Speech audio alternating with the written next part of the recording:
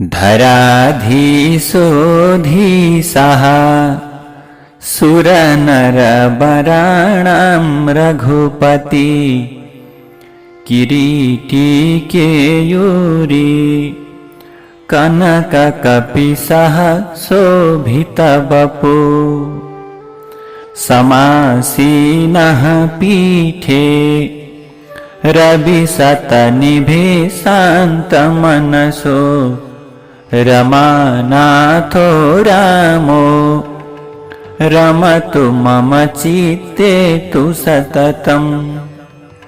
यसरी प्रभु रामचन्द्रले भगवान रामचन्द्रले अब सुमन्त्रलाई भनिसकेपछि यी प्रजाहरूले हाम्रो कारणले दुःख नपाउन् त्यसैले हामी गएको बाटो बिचरा यिनीहरूले पत्ता नलगाउन् भन्ने अभिप्रायले त्यसरी सुमन्त्रले रथलाई फर्काएर ल्याइसकेपछि सीता राम र लक्ष्मण रथमा सवार भएर तपस्याका लागि वनतिर प्रस्थान गर्नुभयो। ती तमसाको किनारमा सुतेका अयोध्याका बासिन्दाहरू रात बितेर उज्यालो हुँदा अब प्रभु यसो बिउजेर हेर्छन्, त्यहाँ रामलाई नदेखेका हुनाले अत्यन्त शोकले के भई शोकाकुल हुँदै मूर्छित भए। उनीहरू ज्यादै शोकका कारण आएका आँसु बगाउँदै यताउता रामलाई खोज्न थाले, तर तिनीहरूले राम गएको मार्गको चिन्ह समेत भेट्टाउन सकेनन्। यसरी रामसँग बिछोड भएकाले तिनीहरू ज्यादै दुखी भएकाले उनीहरूको अनुहारमा चिन्ताको वेदना स्पष्ट रूपले देखिन्थ्यो। उनीहरूले ज्यादै करुणाजनक आवाजमा विलाप गर्दै भन्दछन्, हामी जुन निद्राका कारणले रामको दर्शन गर्न अवसर गुमायौं, हाम्रो त्यो निन्द्रालाई धिक्कार छ। आज रामचन्द्र जाँदा पनि हामीले थाहा पाएनछौँ। रातिमै उहाँ के गर्नुभएछ, यहाँबाट हिँड्नुभएछ। आज हाम्रो निन्द्रालाई धिक्कार छ, जसको कुनै पनि कार्य निष्फल हुँदैन। ती राम हामीलाई छाडेर आज वनमा जानुभयो। जसरी पिताले आफ्नो न्यायसङ्गत पुत्रको पालन पोषण गर्दछन्, त्यसै गरी हाम्रो रक्षा गर्ने, हाम्रो प्रेम गर्ने, हामीलाई कृपा गर्ने ती रामचन्द्र आज वनमा हामीलाई छोडेर जानुभयो। अब हामी यही प्राणलाई परित्याग गरौं कि अब मर्नका निम्ता उत्तर दिशातिर जाउँ। अब राम रहित भएको यो हाम्रो जीवनको कुनै औचित्य नै छैन। अथवा यहाँ सुकेका काठ धेरै छन्, तिनीहरूको चिता बनाएर हामी सबैले त्यसमा पसेर आफ्नो आफ्नो प्राणलाई परित्याग गरौं कि, किनकि कसैले हामीसँग रामका विषयमा सोध्यो भने हामीले उसलाई जवाफ दिने कुनै आधार नै छैन। तिमीहरू त रामसँग सँगै जंगल गएका, छोड्नका निम्ति रामचन्द्र कता जानुभयो भनेर सोद्धा हामीसँग कुनै उत्तर छैन। राम विहीन भएर हामी मात्र फर्किएको देखेपछि स्त्री बालक र वृद्ध सहित समग्र अयोध्या नै दुखी र आनन्दले विहीन हुनेछ, आनन्दले रहित हुनेछ। हामी सधैँ रामसँगै बस्ने अभिप्रायले हिँडेका थियौं भने अब वहाँ रहित भएर, वहाँ नभएको भएर अयोध्या हामी कसरी जाने रित्तै। त्यसैले यस प्रकारका अनेकौं कुरा गर्दै ती अयोध्याका बासिन्दाहरू हात माथितिर उठाएर विलाप गर्न थाले। उनीहरू बाटोसँग छुटिएको अगाडि हिँड्ने गाई जस्तै गरेर दुःखले ज्यादै व्याकुल भइरहेका थिए। ती सबै रथ हिँडेको डोप पछ्याउँदै केही परसम्म गए तापनि केही पर गएपछि त्यो डोप पनि हराएको हुनाले उनीहरू ज्यादै शोकाकुल भए। त्यसपछि उनीहरू यो के भयो, हामी अब के गर्ने, हामीलाई भाग्यले ठग्यो भन्दै रथका पाङ्ग्राको डोप पछ्याउँदै फेरि पुनः अयोध्यातिर नै फर्किए। उनीहरूको मन ज्यादै दुखी भइरहेको थियो। उनीहरू पहिले जुन बाटोबाट गएका त्यही बाटो फर्किएर अयोध्या पुगे। त्यो नगर देखेर उनीहरूको मन ज्यादै व्याकुल भएकाले आँखाबाट आँसु बगाउन थाले। उनीहरूले त्यहाँ पुगेर समग्र नगर चन्द्रमा विहीन आकाश र जलरहित समुद्र जस्तै आनन्दले शून्य भएको देख्दछन्। त्यसै समयमा उनीहरूको मन ज्यादै शिथिल भएकाले दुःखले पीडित हुँदै आफ्नो घरमा पसे तापनि आफ्नो र अर्कालाई भनेर चिन्न सकेनन्, किनकि रामको वियोगका कारण उनीहरू अत्यन्त दुखी भइरहेका थिए। यस प्रकारले ज्यादै शोकाकुल र चिन्तित र आफ्नो प्राणलाई परित्याग गर्ने इच्छा गर्दै आँखाबाट आँसु बगाइरहेका रामसँगै गएर पनि अब उहाँले छाडेकोले धेरै निराश भएर फर्किएका नगरका बासिन्दाहरूको अवस्था ज्यादै दयनीय भयो, ज्यादै दुखी भयो। तिनीहरू सबै आफ्नो आफ्नो घरमा आएर अब आफ्ना पत्नी र पुत्रहरूले घेरिएर आँसु बगाउन थालेकाले ती समस्त अयोध्यावासीहरूको अनुहार आँसुले यथार्थै रूपमा भिजेको थियो। आज उनीहरूको शरीरमा उत्साहको कुनै पनि चिन्ह रहेको देखिँदैनथ्यो भने मन ज्यादै विचलित भइरहेको थियो। त्यसै समयमा व्यापारीले पसल खोलेका थिएनन्। किनबेच गर्ने सामान बजारमा फिंजाएर राखे तापनि उनीहरू शोभाविहीन देखिन्थे। त्यस दिनमा अयोध्याका कसैले पनि घरको चुलोमा आगो बलेन। आफ्नो हराएको वस्तु भेट्टाउँदा पनि कोही खुसी देखिँदैनथे। अकल्पनीय धन प्राप्त हुँदा पनि कसैले त्यति वास्ता गरेनन्। जसले पहिलो पटक छोरा जन्माए, छोरी जन्माए अथवा प्रथम सन्तानलाई प्राप्त गरे तिनीहरू समेत आनन्द हुन सकेनन्, किनभने रामचन्द्रको अभाव थियो। त्यसै समयमा सबैका घरका स्त्रीहरू आफ्नो पति रामलाई छोडेर एक्लै आएको देखेर रुँदै शोकाकुल हुँदै अब आफ्ना पतिहरूसँग भन्न थाले। त्यसै समयमा उनीहरूले पतिहरूलाई भन्दछन्, जसले रामलाई देख्दैनन् तिनीहरूका लागि घरबार, स्त्री, पुत्र, धन, सुखको कुनै औचित्य छैन। यो संसारमा लक्ष्मण मात्र सत्पुरुष रहेछन्, जसले के गरे सीतासहित रामको सेवा गर्नका निम्ति उहाँहरूको पछाडि पछाडि वनमा जाने सौभाग्यलाई प्राप्त गरे। ती नदी कमलले शोभायमान भएका पोखरी र सरोवरहरूले निश्चय पनि धेरै पुण्य प्राप्त गरेको हुनुपर्छ। जसले पवित्र जलमा स्नान गरेर राम अगाडि अगाडि जानेछन्, जुन जलमा स्नान गरेर रामचन्द्र अगाडि जानुहुनेछ। यसै गरी ज्यादै रमणीय रुखहरूले शोभायमान भएको वन, ठूलो गढ, तीरहरू भएका नदीहरू र चुचुरा सम्पन्न पर्वतले आज रामको शोभा बढाउनेछन्। रामचन्द्र जुन वन वा पर्वतमा जानुहुनेछ त्यहाँ उहाँको अतिथिका रूपमा पूजा हुनेछ। त्यहाँका पर्वतले आफ्नो ठाउँमा आएका रामको ज्यादै ज्यादै आदर गर्दै रामचन्द्रलाई उत्तम उत्तम फलफूलहरू समर्पण गर्नेछन्। ती पर्वतले पटक पटक अनेकौं प्रकारका विचित्रमय झरना देखाउँदै रामका लागि निर्मल जल बगाउनेछन्। ती पर्वतका चुचुराहरूमा लहराइरहेका रुखले पनि आज रामलाई मनोरञ्जन गराउनेछन्। राम भएको ठाउँमा कुनै डर अथवा कसैद्वारा अपमान हुँदै हुँदैन, किनकि राजा दशरथका छोरा राम ज्यादै शूरवीर हुनुहुन्छ। यसकारण उहाँ हामी भन्दा धेरै टाढा जान नपाउँदै हामीले उहाँको नजिकमा गएर उहाँलाई पछ्याउनुपर्छ। उहाँ जस्ता महात्मा र स्वामीका चरणको छाया त हाम्रा लागि अत्यन्त सुखदायक हुन्छ र दुःखलाई मेट्ने खालको हुन्छ, किनकि उहाँ हाम्रो रक्षक गति र परम आश्रय हुनुहुन्छ। हामी अब आज सीताको सेवा गर्नेछौँ भने अब आज हाम्रा स्वामीहरूले रामको सेवा गर्नु। वनमा रामले अब मेरा श्रीमानहरू हाम्रा श्रीमानहरूलाई समृद्ध बनाउनेछन् भने सीताले हामी स्त्रीहरूलाई समृद्ध बनाउनुहुनेछ। यहाँको वासस्थान प्रेम र प्रसन्नता रहित भएकाले यहाँका सबै मनुष्य रामको नजिकमा जान धेरै उत्साहित भइरहेका छन्। कसैमा पनि यो अयोध्यामा राम विहीनको, अयोध्यामा राम रहित अयोध्यामा बस्ने कसैलाई पनि चाहना छैन, इच्छा छैन, मन छैन। किनकि यहाँ बस्दाका अवस्थामा मन आफ्नो ठाउँमा स्थिर हुन सक्दैन। यदि यो राज्य कैकेयीको अधिकारमा गयो भने यो अनाथ जस्तै हुने भएकाले यसमा धर्मको मर्यादा रहने छैन। यस प्रकारको राज्यमा जीवित रहनको कुनै औचित्य छैन। त्यसैले जसले राज्य वैभवका लागि आफ्नो छोरा र पतिलाई परित्याग गरिदिएकी छन्, ती कैकेयी त कुलकी कलङ्किनी कैकेयीले हामी सबैको परित्याग गर्ने छिन्। जसले आफ्नै श्रीमान आफ्नै सन्तानलाई त त्याग गर्न सक्छिन् भने हामी राज्यका प्रजाहरूलाई उनले पनि परित्याग गर्न सक्ने छिन्। यसै कारण हामी कैकेयी जीवित रहेसम्म यो राज्यमा बस्न असमर्थ छौँ भनेर अयोध्यावासी रुन थाल्दछन्, कराउन थाल्दछन्। कैकेयीका कारणले यो समग्र राज्य अनाथ र यज्ञ रहित भएर उपद्रवको केन्द्र बनेको हुँदा एक दिन सबैको विनाश हुनेछ। आज रामचन्द्र वनवास गइसकेपछि राजा दशरथ जीवित रहने छैनन् भने राजा दशरथको मृत्यु भएपछि यो राज्य यथार्थ रूपमा नष्ट हुनेछ।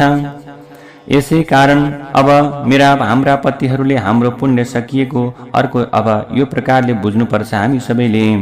अब हामीले यहाँ बसेर धेरै दुःख भोग्नुपर्ने भएकाले विष सेवन गर्न वा रामलाई पछ्याउन या कुनै अर्को देशमा गएर बस्न उचित हुन्छ कि प्राणलाई त्याग गर्ने, कि रामचन्द्रलाई भेट्ने, कि यो देश नै छोडेर अन्त्य गएर बस्ने। कैकेयीले झुटो वरको परिकल्पना गरेर लक्ष्मण र सीता सहित रामलाई वनवास पठाएर हामीलाई भरतको बन्धनमा पारिदिएकी हुनाले अहिले हाम्रो अवस्था बुच्चरको घरमा बाँधिएका पशुहरूको जस्तै भएको छ। आज रामको अनुहार चन्द्रमा जस्तै ज्यादै मनमोहक छ भने उहाँको शरीरको कान्ति श्याम वर्णको, घाँटी हँसुली अथवा घाँटी पनि त्यस्तै सुन्दर, हात घुँडासम्म लामा लामा र आँखा कमलका फूल जस्तै ज्यादै सुन्दर। राम अगाडि परेपछि पहिले कुराकानी आरम्भ गर्नुहुन्छ भने ज्यादै मिठो र सत्य वचन मात्रै रामचन्द्र बोल्ने। राम आफ्ना शत्रुको दमन गर्ने र ज्यादै बलवान हुनुहुन्छ। समग्र जगतका लागि धेरै कोमल स्वभाव सम्पन्न रामचन्द्र। अयोध्याका स्त्रीहरू यस्ता प्रकारको विलाप गर्दै के गर्न थाले? डाँको छोडेर रुन थाले, कराउन थाले। यसरी आफ्नो घरमा स्त्रीहरूले रामका लागि विलाप गरिरहेको अवस्थामा सूर्य अस्ताएर रात पर्यो। सूर्य के भयो? अस्तायो, रात परिहाल्यो। त्यसै समयमा कसैको घरमा अग्निहोत्रका लागि आगो बलेन, वेदको अध्ययन पनि त्यो दिनमा भएन। अयोध्या अन्धकारले ढाकिएको अनुभूति हुन्थ्यो त्यो दिन। यसै गरी व्यापारीहरूले पसल बन्द गरेकाले त्यहाँ चहल पहल पनि थिएन भने समग्र नगर शोकाकुल भइरहेको थियो। यसै गरी वनवासका लागि गएका राम पनि पटक पटक आफ्नो पिताको आज्ञा सम्झिँदै त्यो बाँकी रहेको रात्रिमा धेरै टाढा पुगिसकेका अथवा रामचन्द्र धेरै राति धेरै टाढा पुगिसक्नु भएको। त्यसै गरी जाँदा जाँदै उहाँको त्यो कल्याणमय रात्रि पनि बितेर उज्यालो भइसकेपछि सन्ध्या र उपासना गरेर रामचन्द्र अनेकौं गाउँ पार गर्दै अगाडि बढ्नुभयो। जसको सीमा नजिकको जमिन जोतेको थियो ती गाउँहरू र फूलले शोभायमान भएको वन हेर्दै उत्तम घोडाहरूले तानेको रथमा सवार भएर ज्यादै शीघ्रतापूर्वक अगाडि बढिरहेका भए तापनि सुन्दर दृश्यले आकर्षित गरेकाले रामचन्द्रलाई त्यो रथ ज्यादै बिस्तारै हिँडिरहेको अनुभूति हुन्थ्यो। यसरी जाँदाका अवस्थामा रामचन्द्रले बाटामा पर्ने गाउँका बासिन्दाले भनेका कुरा सुनिरहनु भएको थियो। ती बासिन्दाहरूले भनिरहेका थिए, अहो आज वासनाका बसमा परेर राजा दशरथलाई धिक्कार छ, जो आज के गरे? बसमा परे। ज्यादै पापिनी दुष्ट र धार्मिक मर्यादा परित्याग गर्ने कैकेयीमा दया भावको यथार्थ रूपमा अभाव भएकाले आज दशरथ अब ज्यादै निष्ठुर कर्ममा मात्र लागिरहेका, आज भनौं अथवा कैकेयी चाहिँ खराब कर्ममा मात्र लागिरहेकी हुन्छन्। जसले राजा दशरथका यस्ता धर्मात्मा, ज्ञानी, दयालु र आफ्ना इन्द्रियहरूलाई बसमा राख्न सक्षम पुत्रलाई आज वनवासमा जान बाध्य पारिन्। यसै गरी सधैँ सुखमा हुर्किएकी बिचरा सीताले आज वनवासको दुःख भोग्नु पर्ने भयो। अब राजा दशरथ ममताले विहीन भएकाले उनले प्रजाहरूको कल्याण गर्ने रामलाई परित्याग गरिदिए। ती साना र ठूला गाउँका बासिन्दाहरू यस्ता प्रकारका कुरा सुन्दै राम अयोध्याको सीमा पार गरेर के गर्नुभयो? अगाडि बढ्नुभयो ती बासिन्दाहरूका कुरा सुन्दै। त्यसपछि ज्यादै शीतल र आनन्दमय जल सम्पन्न वेद श्रुति नाम भएको नदीलाई तरेर राम अगस्त्यको आश्रम भएको दक्षिण दिशातिर लाग्नुभयो। त्यहाँबाट धेरै समय हिँडिसके पछाडि गोमती नदी पार गरेपछि रामले मयूर र हाँसको आवाजले गुन्जायमान भएको स्यन्तिका नाम भएको नदी पनि पार गर्नुभयो। त्यहाँ गइसकेपछि प्रभु अब नदी चाहिँ पार गर्नुभयो। त्यहाँ गएपछि रामले सीतालाई प्राचीन कालमा राजा मनुले इक्ष्वाकुलाई दिएको धनधान्यले परिपूर्ण भएका अनेकौं गाउँहरू र चारैतिरबाट घेरिएको ठाउँहरू देखाउनुभयो सीतालाई। यसपछि रामले सुमन्त्रसँग भन्नुभयो, मैले कहिले फर्किएर आफ्ना मातापितालाई भेट्न सकुँला हे सुमन्त्र? अनि सरयुको किनारमा रहेको फूलले परिपूर्ण वनमा म आज घुम्न सकुला। म सरयुको वनमा धेरै डुल्ने चाहना राख्दिन। यो लोकमा राजाहरूका लागि एक प्रकारको अतुलनीय यो क्रीडा छ। यो लोकमा वनमा गएर शिकार खेल्ने कार्य राजाहरूको क्रीडाका लागि प्रचलित भएको थियो। यसकारण मनुका पुत्रले त्यो समयमा गरेको क्रीडा अन्य राजाहरूले पनि अपनाएका हुन्। यस प्रकार ज्यादै विशाल र रमणीय अयोध्याको सीमालाई पार गरेपछि रामले अयोध्यातिर फर्किएर हात जोड्दै भन्नुहुन्छ, म तिमीसँग तथा जुन जुन देवताले तिम्रो रक्षा गर्दछन् र तिमी भित्र रहेका छन् उनीहरूसँग पनि वनमा जाने आज्ञा माग्दछु भनेर रामचन्द्रले के गर्नुभयो? अयोध्यालाई नमन गर्नुभयो। म वनवासको समय पूर्ण गरेर राजा दशरथ ऋणबाट मुक्त भएपछि फेरि फर्किएर हे अयोध्या, हे माता, तिम्रो दर्शन गर्न आउनेछु र आफ्ना माता र पितालाई मैले भेट्नेछु। यसपछि रामले आफ्नो दाहिने हात माथि उठाएर आँखाबाट आँसु बगाउँदै ज्यादै दुखी भएका नगरका बासिन्दासँग भन्नुभयो, हे बासिन्दा हो, तिमीहरूले ममाथि कृपा गर्दै उचित प्रकारको दया देखायौ। मेरा लागि तिमीहरूले धेरै समयसम्म दुःख सहनु पर्यो। यसरी तिमीहरूले धेरै समय दुःख सहन उचित नहुने भएकाले अब चाहिँ म तिमीहरूलाई आफ्नो आफ्नो कार्यमा एकाग्रतापूर्वक लाग्नका निम्ति अनुरोध गर्दछु। रामका यस्ता प्रकारका कुरालाई सुनेपछि ती अन्य मनुष्यहरू जसले कुरा सुनिरहेका थिए तिनीहरूले पनि रामलाई प्रणाम गरेर रामचन्द्रको परिक्रमा गरेर कठोर विलाप गर्दै जतासुकै उभिए। ती मनुष्यहरूका आँखा रामलाई हेरेर अझै पनि तृप्त नभएकाले उनीहरू पहिलेको जस्तै गरेर विलाप गरिरहेका थिए। अनि यही अवस्थामा राम उनीहरूले नदेख्ने ठाउँमा पुगिसक्नु भएको थियो। यसरी रामचन्द्रले रथमा सवार भएर धनधान्यले परिपूर्ण अत्यन्त सुखदायक अयोध्याको सीमालाई के गर्नुभयो, पार गर्नुभयो। त्यहाँका सबै मनुष्यहरू दानशील थिए। त्यहाँको जमिन ज्यादै रमणीय, मन्दिर, रुख र यज्ञसँग सम्बन्धित मौलहरूले यथार्थ रूपमा परिपूर्ण थियो। त्यहाँ भएको बगैँचा र आँपले वनले के भएको थियो, आँपको वनले त्यो गाउँ अत्यन्त शोभायमान भइरहेको थियो, शोभा बढाइरहेको थियो।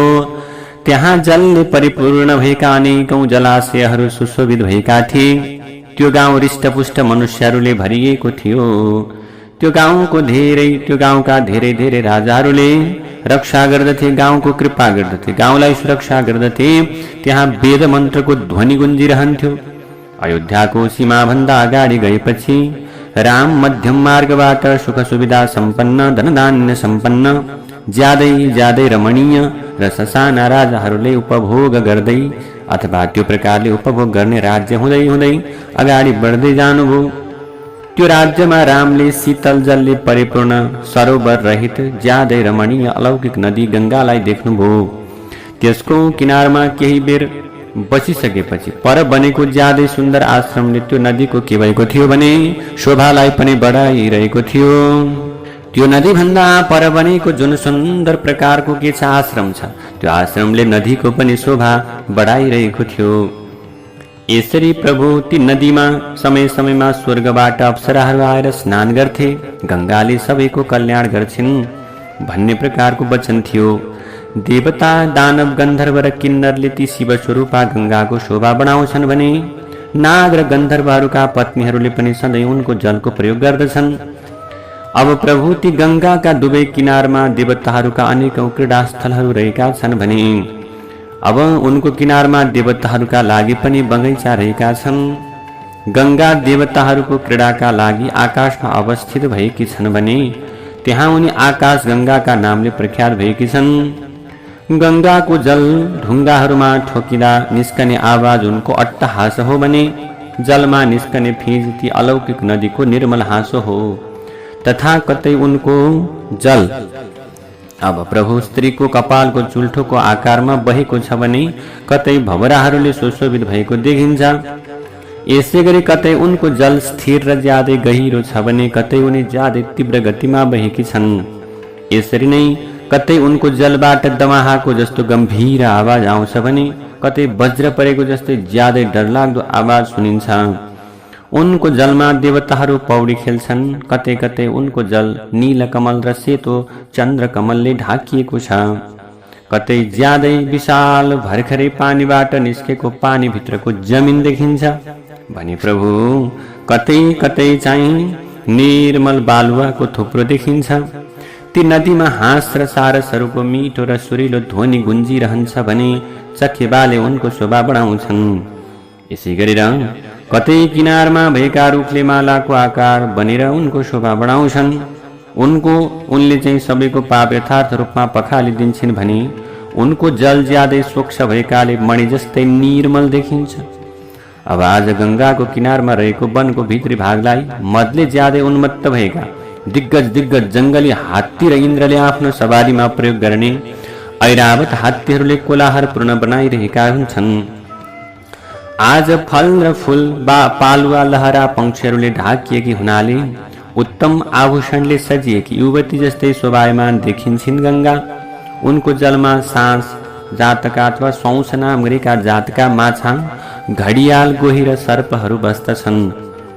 अब प्रभु जुन नदी राजा भगीरथको तपस्याका प्रभावले भगवान शिवको जटाबाट बहेकी थिइन्, उनै नदी गंगाको किनारमा के गर्नुभयो? तिनै नदीका किनारमा भगवान रामचन्द्र पुग्नुभयो। गंगाको त्यो भाग श्रृंगबेरपुरमा बहिरहेको थियो। ती गंगाको किनारमा पुगेपछि रामले आफ्नो सारथी सुमन्त्रसँग भन्नुहुन्छ, आज हामी यहीँ बस्नुपर्छ।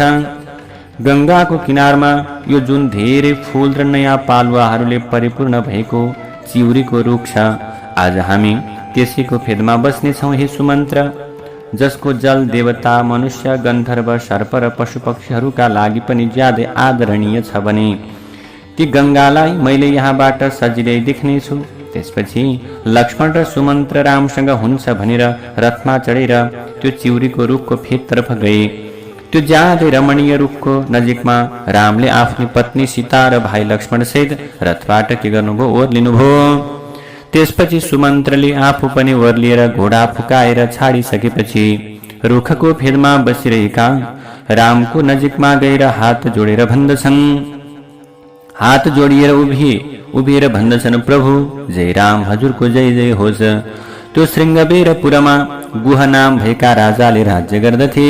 त्यो जुन नगर थियो त्यहाँ श्रृंगबेरपुर त्यो ठाउँको नाम, त्यहाँ गुह नाम भएका राजाले राज्य गर्ने। ती राजा चाहिँ राम आफ्नो प्राणभन्दा पनि प्यारा, भगवान रामचन्द्रका प्राणभन्दा पनि प्यारा मित्र हुनुहुन्थ्यो। आज उनको जन्म माझीको कुलमा भएको थियो। उनी शारीरिक शक्ति र सैनिक शक्तिका दृष्टिकोणले पनि ज्यादै बलवान थिए। ती गुह नाम गरेका राजा जो रामचन्द्रका मित्र, उनी त्यहाँ भएका माझीहरूका पनि राजा थिए। उनी राम आफ्नो राज्यमा आएको समाचार सुनेपछि आफ्ना वृद्ध मन्त्री र आफ्ना बन्धु बान्धव सहितले घेरिएर त्यहाँ आइपुगे। ती माझीका राजा टाढाबाट आइरहेको देखेपछि रामले लक्ष्मण सहित केही अगाडि गएर उनलाई के गर्नुभयो? भेट्नुभयो। रामले रुखका बोक्राको लुगा लगाएको देखेर गुहले ज्यादै दुखी हुँदै रामलाई अङ्कमाल गरेर भने, रामचन्द्र, हजुरका लागि यो राज्य पनि अयोध्या जस्तै हो। म हजुरको के सेवा गर्न सक्छु हे रामचन्द्र? हजुर जस्तो अतिथि पाउनु मेरो सौभाग्य हो हे राम।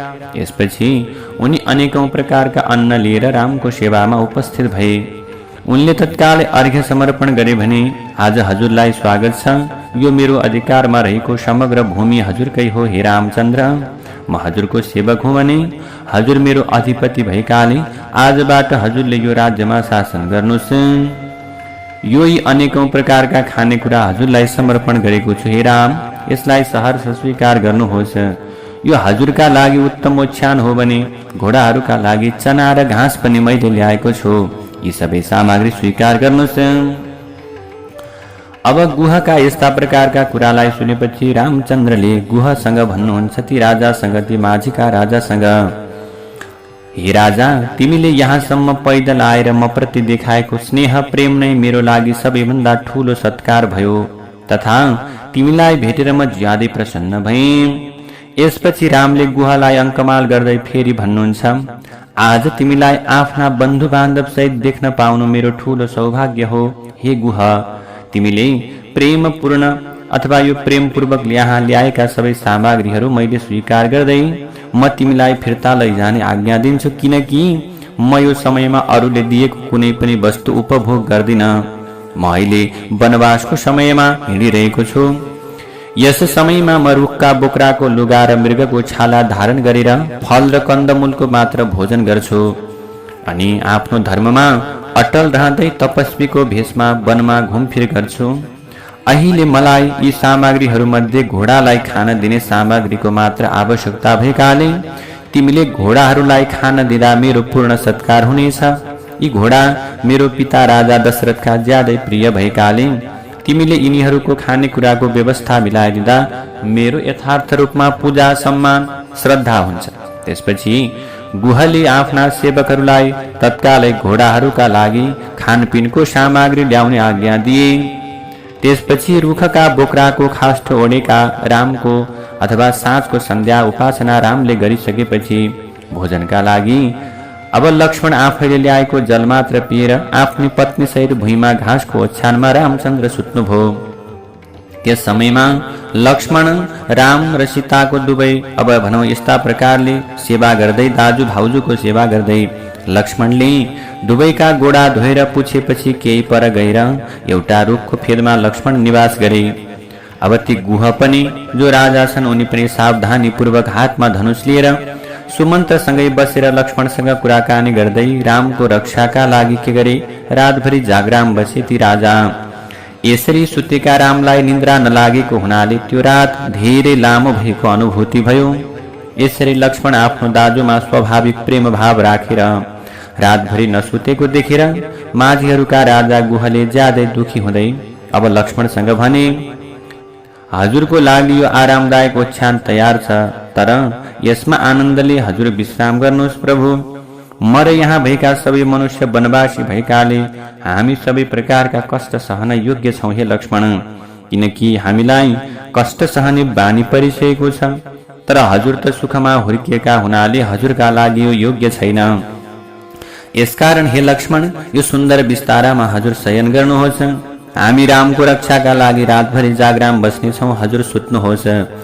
यो पृथ्वी लोकमा मेरो लागि रामभन्दा प्यारो अरू कुनै पनि मित्र, कुनै पनि वस्तु, कुनै पनि रामभन्दा श्रद्धा गर्ने अरू कुनै पात्र छैन।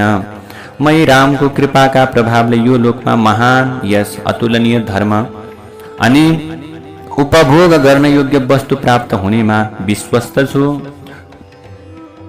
यसकारण म आफ्ना बन्धु बान्धव सहित हातमा धनुष लिएर सीता सहित सुतेका मेरा प्राणभन्दा प्यारा मित्र रामको सबै प्रकारले रक्षा गर्नेछु।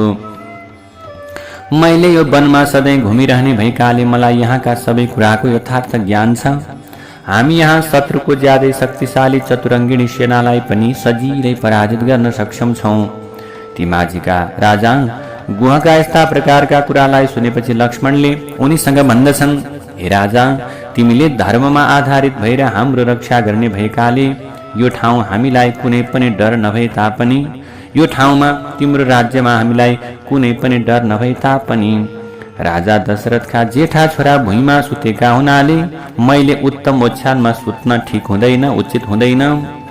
युद्ध भूमिमा समग्र देवता र असुरले जसको तेज सहन गर्न सक्दैनन् ती राम अहिले सीतासहित छेस्काहरू माथि आनन्दले सुतिरहनु भएको छ। जो गायत्री लगायतका मन्त्रहरूको जप अनि अनेकौं प्रकारको यज्ञको अनुष्ठान गरेपछि राजा दशरथलाई आफू जस्तै उत्तम लक्ष्मण अथवा उत्तम प्रकारको लक्षण, उत्तम स्वभावले सम्पन्न जेठो पुत्रका रूपमा जो प्राप्त हुनुभएको थियो ती रामचन्द्र आज वनवासमा आएकाले अब राजा दशरथ धेरै समयसम्म जीवित रहन असम्भव भएकाले यो पृथ्वी चाँडै विधवा हुने सुनिश्चित छ। राजभवनमा भएका स्त्रीहरू धेरै रोएका कारणले धेरै थकित भएर त बिचरा अहिले चुप लागिरहेका होलान्। मेरो अनुभूतिमा राजभवनमा मच्चिएको हाकार र चित्कार अब शान्त भए होला। रानी कौशल्या, राजा दशरथ र मेरी आमा सुमित्रा आजको रातसम्म पनि जीवित रहन्छन् वा रहँदैनन् मैले केही भन्न सक्दिन। अब शत्रुघ्नको प्रतीक्षामा मेरी माता जीवित रहन सम्भव छ, तर कौशल्याले रामको वियोगमा प्राण त्यागिन् भने यो हाम्रा लागि ज्यादै दुःखदायक कुरा हुनेछ हे राजा। जसमा राम प्रति ज्यादै प्रेम भाव राख्ने मनुष्यहरू बसेका छन् त्यो अयोध्या राजा दशरथको निधन भएपछि धेरै दुखी हुँदै नष्ट हुनेछ। आफ्नो जेठो पुत्र रामलाई नदेखेपछि राजा दशरथको प्राण उनको शरीरमा अडिन असम्भव छ। राजा दशरथको निधन भइसकेपछि कौशल्या पनि जीवित रहनुहुने छैन। त्यसपछि मेरी आमा सुमित्राको पनि मृत्यु हुनेछ। राजा दशरथको रामको राज्याभिषेक गर्ने इच्छा थियो राजा दशरथलाई। आफ्नो त इच्छा परिपूर्ण नभएका हुनाले मेरो पिताजीले बिचरा अहो मेरो सबै कुरा नष्ट भयो भन्दै आफ्नो प्राणलाई परित्याग गर्नुहुनेछ। यसरी उहाँको मृत्यु हुँदा त्यहाँ जो जो रहेका हुन्छन् र जसले मेरो पिता राजा दशरथको सबै प्रकारको प्रेत कर्म गर्नेछन् आज तिनीहरू ज्यादै सौभाग्यशाली हुन्। यदि मेरो पिता जीवित रहनुभयो भने रमाइला चौतारा र चौबाटाहरूका सुन्दर स्थान सम्पन्न अलग अलग बनेका विशाल राजमार्गहरूले अलङ्कृत घरहरूका बारदली देवताका मन्दिरहरू र राजभवन सम्पन्न ज्यादै सुन्दर स्त्रीहरूले सुशोभित रथ घोडा र हात्तीहरूको आवत जावत भइरहेको, अनेकौं प्रकारका बाजाहरूको ध्वनि गुन्जिरहेको, सबै प्रकारका कल्याणदायक वस्तुहरूले परिपूर्ण मोटा घाटा मनुष्यहरूको बसोबास भएको फुलका बगैँचाले सुशोभित मेरो पिताजीको राजधानी अयोध्यामा जो जो घुम्नेछन्, यथार्थ रूपमा तिनीहरूलाई मात्र म आज सुखी सम्झिन्छु। के मेरो पिता राजा दशरथ हामी जंगलबाट फर्किँदासम्म पनि के जीवित रहनुहोला त? के हामीलाई वनवासबाट फर्किएपछि उहाँको सेवा गर्ने अथवा उहाँको शुश्रूषा गर्ने सौभाग्य प्राप्त होला त? के वनवासको समय सकिएपछि हामी आफ्नो प्रतिज्ञामा अटल रहने रामसहित सकुशल अयोध्या आउने छौं त? यस प्रकारको विलाप गर्दै लक्ष्मणले त्यो रात जाग्रत बसेर बिताए। लक्ष्मणका यस्ता प्रकारका कुरालाई सुनेपछि धेरै दुखी भएका माझीका राजा गुहले पनि आँसुका धाराहरू आँखाबाट बरबर्ती बगाउन थाले। मङ्गलम कौशलेन्द्राय महनीय गुणाब्धये चक्रवर्ती तनोजाय सार्वभौमाय मङ्गलम्।